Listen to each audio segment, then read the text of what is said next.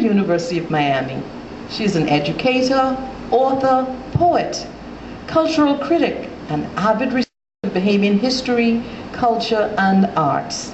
She was the first woman to present the Sir Lyndon Pindling Memorial Lecture and the first Bahamian writer to win the Bahamas Cacique Award for writing. A veteran educator, Glinton-Meicholas spent an aggregate of 17 years at the College of the Bahamas, where she served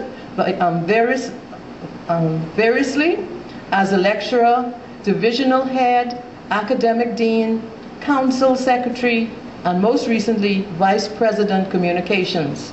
Dedicated to community development, Glinton-Meicholas was a founding member of the boards of the National Art Gallery of the Bahamas and of the Antiquities, Monuments, and Museums Corporation. She is founding member of the Cable Bahamas Cares Foundation and a judge of the Templeton Laws of Life essay competition. Please, let's welcome Mrs. Patricia Glinton-Meicholas, and I'm sure you're going to be in for a good ride.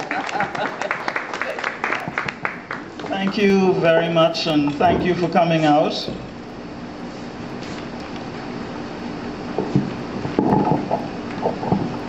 The only problem I have with this is that it's the same faces, I love you all, but I'm preaching to the converted. Anyway, I've just come back from a small city in northern Sweden. You'll see eventually why I'm mentioning this, where Pam Burnside, my friend there who's here with me this evening, and I traveled as president and vice president of Creative Nassau. We attended the UNESCO Creative Cities Network annual general meeting because, as you know, Creative Nassau secured that designation of creative city of folk arts and craft on our own. Normally it's accomplished by governments, and we were the first non-government agency to manage to swing that. It took us something like 6 years to do it. Anyway, the city, this meeting was held in a small city called, well, the natives call it Östersund, and we stayed at a place called Hotel Emma. Hotel Emma was wonderful, just a fairly small business, but the service quality, I can't even call it service, the whole attitude of the people. I don't know if the woman we met was owner or manager, but certainly everybody concerned had the same attitude, would pursue if you had a request. It wasn't a matter of, I don't have time, or I tried and it didn't happen. It was a case of they were going to make it happen for you.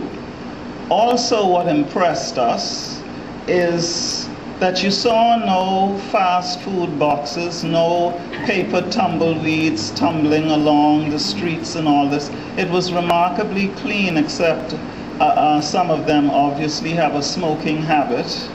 But also we were impressed by the energy of the people, very healthy people, walking everywhere. That astounded us. They did me a favor because I got enough exercise on that trip for 2 years. Pam and I enjoyed many adventures, like walking from a museum somewhere on the outskirts of town very late at night because we thought there would be a bus and there wasn't. Anyhow, what also impressed us was that, by the way, Östersund is a city of gastronomy, and they believe in farm to table because just about everybody apparently grows stuff on their property, in their yards and all of this, and they eat what they grow, but also you have this attitude, for example, of conservation generally. You have they use mostly solar energy, for example. There were so many positives about this place. And so I start with that, just mentioning that, because of what I have to say later on. In fact, they were surprised that with all that, they assumed, because we are a sunny place, that of course we were using solar energy. That's a little bit too advanced for our thinking. Anyhow, I may get back to that. We get on with the business of the afternoon. First of all, I think I need to explain the title of my presentation. Well, you know me, I tried to make it sufficiently intriguing to encourage some people to come out this evening. And also, as you know, I'm dedicated to researching things Bahamian culture and all of this, the proverbs, the various sayings, and so on. First rat in the whole tail cover is a very popular one, and it suggests an egoism, a selfishness, self-preservation that excludes everybody else. And that is very important to what I have to talk about this evening. The second half of the title is based on the belief that certain psychocultural elements in the Bahamian character are pulling back, even putting brakes on the progress of the nation. These elements have combined to create mental attitudes and behaviors which have interrupted the formation of true nationhood, impeded the independence process, and is currently endangering Bahamian democracy. Now, I've already had somebody comment on what I've said in the papers to say I must get over myself. But I'll keep on saying these things because they're true. It is important to note that independence is not a date. 10 July 1973 was not independence, but in my opinion, a declaration of intent. The independence instruments are simply documents that provide a legal definition of decolonization and the identity, property and borders of the nation we seek to grow. Independence is really an evolution over time, just as democracy is not a fixity, but must be continually monitored and nourished. One of the early trajectories of our independence journey was marked by the little rebellion I'm sure you all know about, led by a group of Exhumian slaves led by Pompey. That was the name of the slave. The process gathered momentum with the 1942 riots. There were bits and pieces in between, but just hitting on some points. And then there was the 1958-1959 business that ended with a general strike. The new Constitution in 1964, and the achievement of majority rule in 1967. And then independence achieved its first milestone in 1973. As I said before, we're not talking completion here. That was a beginning. Within the first decade of the Bahamas' Declaration of Independence, there was a glorious mobilization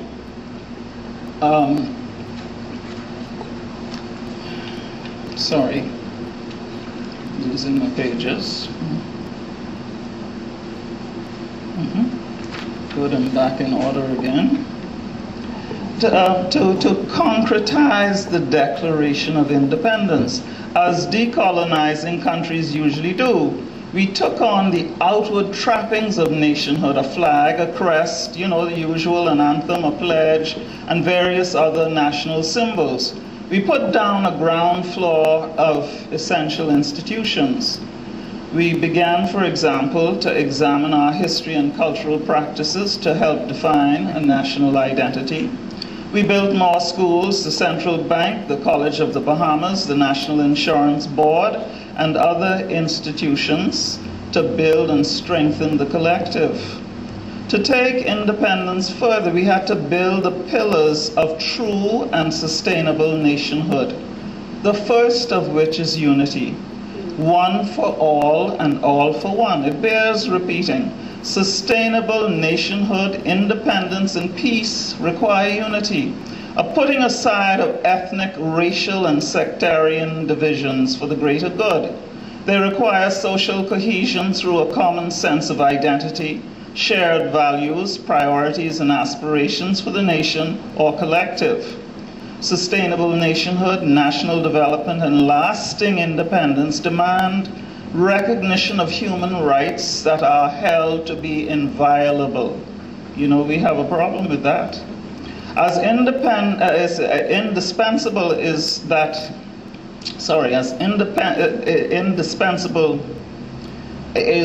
the establishment of just laws, institutions, and procedures that set out the things that we as nationals must agree to uphold. And lastly, in that line, true nationhood demands solidarity. Without all of these things I've mentioned, chaos comes. And even now, and the reason I'm standing here this evening, chaos is in the wings of the Bahamian theater, impatiently waiting to take center stage. I want you to call me out on that, and I'm going to maintain that point. Unfortunately, by the end of that very first decade, it became clear that we had not done enough research or diagnostics to identify latent and potential challenges to nationhood and independence. Bahamians tend to have a problem that way. Many of us are research averse. The partying tends to become the priority. So we had the independence roof wetting. It seems, however, that the planners, the architects, the building inspectors either fell asleep on the job or they may have been paid off to look the other way. In consequence, the cracks in the support walls of nationhood went unnoticed, unremediated, only to grow bigger over time.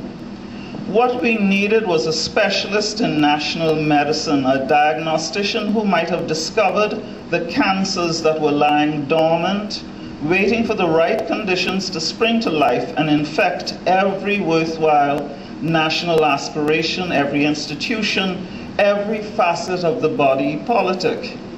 These dangerous neoplasms have mostly been outgrowths of our geography, history, politics, religion, and education that have given rise to a mindset, a psychology and culture that militate against unity, collective aspirations, and collaboration, and are therefore inimical to our survival as a viable and respected nation.